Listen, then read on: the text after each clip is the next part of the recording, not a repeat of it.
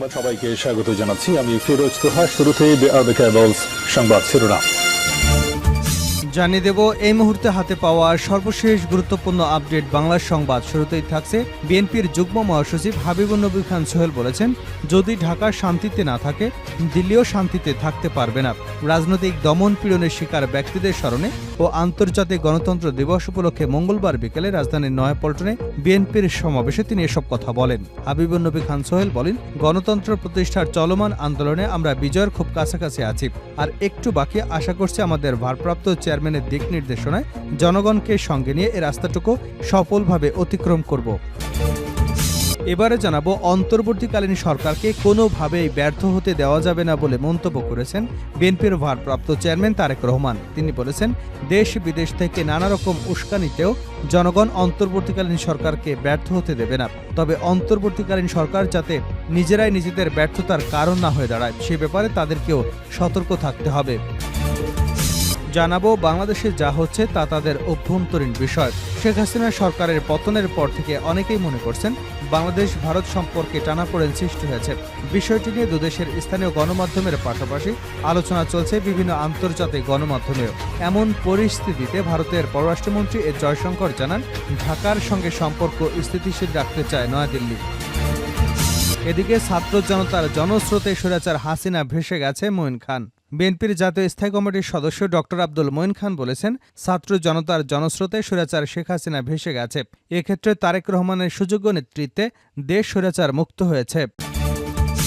জানিয়ে দেব, প্রশাসনে ফ্যাসিবাদের প্রেতাত্মাদের চিহ্নিত করতে হবে।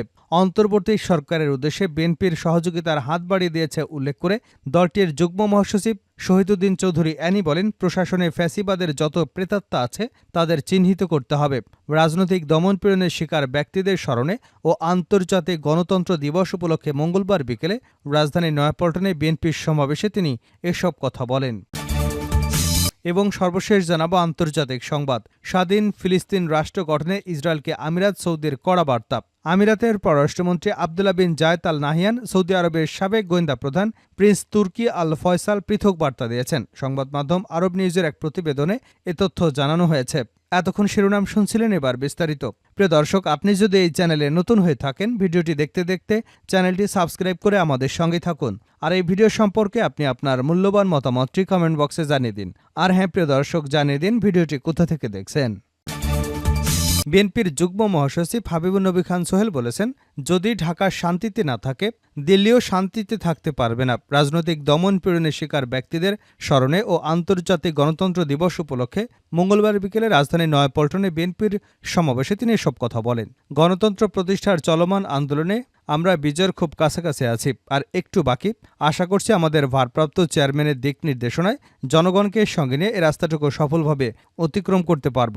শেখ হাসিনার উদ্দেশ্যে তিনি বলেন, আমরা অনেকবার বলেছিলাম তত্ত্বাবধায়ক সরকার দিন। শেখ হাসিনাকে বলেছিলাম আমাদের কথা শুনুন, কিন্তু আমাদের কথা শুনলেন না। তিনি শুনলেন দাদাবাবুদের কথা। তিনি আমাদের কথা যদি শুনতেন তাহলে জনগণের এত ক্ষোভ হতো না, এভাবে পালাতে হতো না। এখন বলেন সীমান্তের ওপারে আছি, আরে আসেন না। আওয়ামী লীগ নেতাকর্মীদের উদ্দেশ্যে সোহেল বলেন, যে দলের নেতারা কর্মীদের রেখে পালিয়ে যায় সেই দল করেন না। আরেকটি কথা বলতে চাই, যারা তাকে প্রশ্রয় দিয়েছেন, যিনি মাত্র 15 দিনে 900টি নিরপরাধ মানুষকে হত্যা করেছে, বিএনপি নেতাকর্মীদের হত্যা করেছে, গুম করেছে, এই সিরিয়াল কিলার শেখ হাসিনাকে যারা প্রশ্রয় দিয়েছেন, ফোন দিয়েছেন, কান পেতে শুনে রাখেন, যদি ঢাকা শান্তিতে না থাকে দিল্লিও শান্তিতে থাকতে পারবে না। কিভাবে তা করতে হয় আমরা তা ভালো করে জানি। অন্তর্বর্তীকালীন সরকারকে কোনোভাবেই ব্যর্থ হতে দেওয়া যাবে না তারেক রহমান।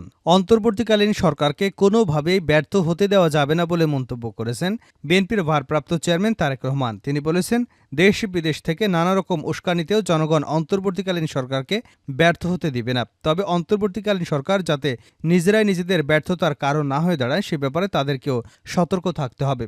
মঙ্গলবার বিকেলে নয়াপল্টনস্থ বিএনপির কেন্দ্রীয় কার্যালয়ে আয়োজিত সমাবেশে লন্ডন থেকে ভার্চুয়ালি যুক্ত হয়ে প্রধান অতিথির বক্তব্যে এ মন্তব্য করেন তিনি।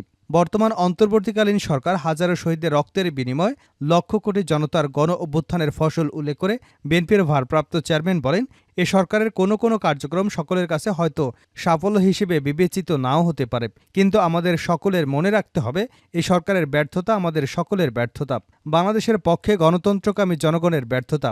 বাংলাদেশ কিংবা যে কোনো দেশেই গণঅভ্যুত্থানের মাধ্যমে গঠিত সরকার অবশ্যই জনগণের সরকার, তাই জনগণ অন্তর্বর্তীকালীন সরকারের প্রতি সহযোগিতা অব্যাহত রাখবে। তিনি বলেন, কোনো এক পর্যায়ে অন্তর্বর্তীকালীন সরকারের জবাবদিহিতাও নির্বাচিত সংসদের মাধ্যমে নিশ্চিত করা হয়।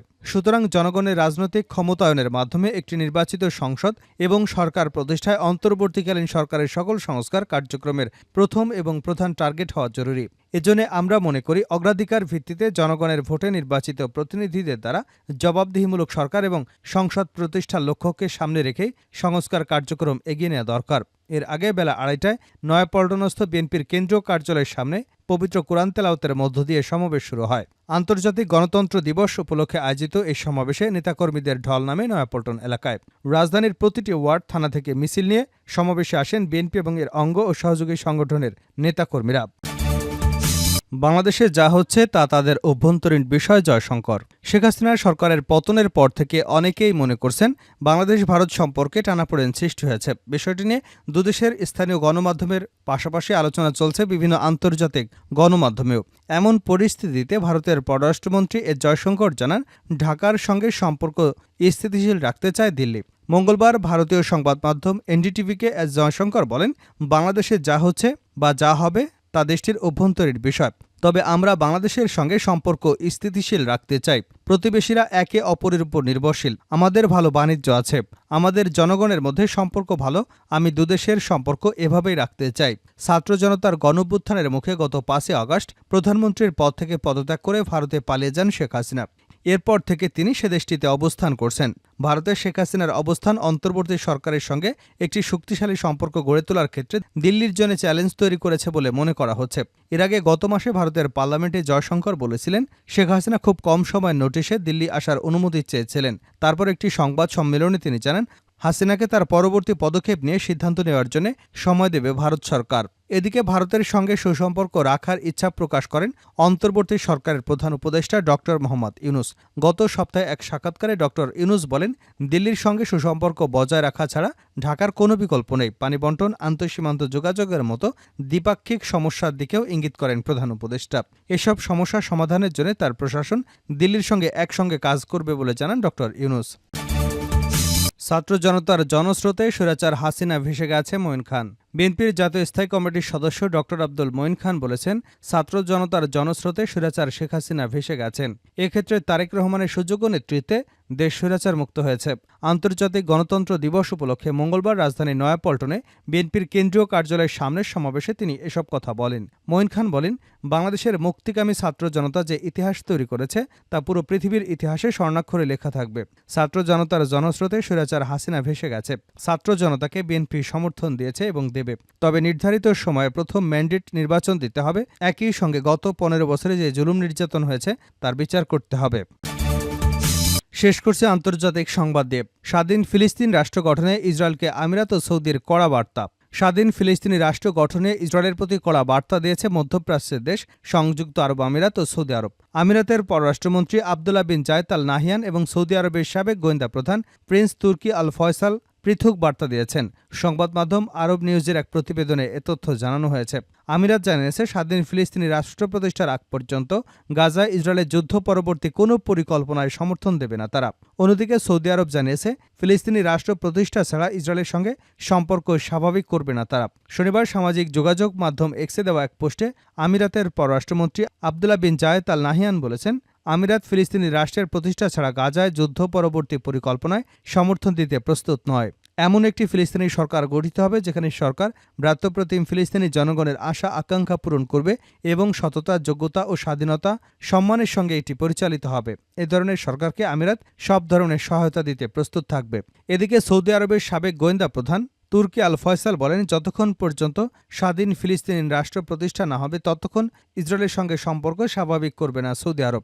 এর আগে গত মে মাসে নিউ ইয়র্ক টাইমসের প্রকাশিত এক নিবন্ধে বলা হয়, ইসরায়েলকে সম্পর্ক স্থাপনের জন্য সৌদির শর্ত মানতে হবে। তবে এ সম্পর্ক স্থাপিত হবে। এই শর্তগুলো হলো গাজা থেকে সরে যাওয়া, বসতি স্থাপন বন্ধ এবং ৩ থেকে ৫ বছরের মধ্যে স্বাধীন ফিলিস্তিনি রাষ্ট্র গঠন করা। নিবন্ধে লেখক উল্লেখ করেন, ইসরায়েলের বর্তমান প্রধানমন্ত্রী বেঞ্জামিন নেতানিয়াহুর অধীনে যে চুক্তি বাস্তবায়নের সম্ভাবনা খুবই কম। তবে সৌদির শর্ত মেনে নেওয়ার মতো ইসরায়েলের কোনো সরকার এলে তখন চুক্তি হতে পারে। চুক্তির অংশ হিসেবে সৌদি আরবকে নিরাপত্তার জন্য যুক্তরাষ্ট্র প্রতিশ্রুতিবদ্ধ হবে। এছাড়া পারমাণবিক অবকাঠামোর ক্ষেত্রেও সহায়তা করবে তারা।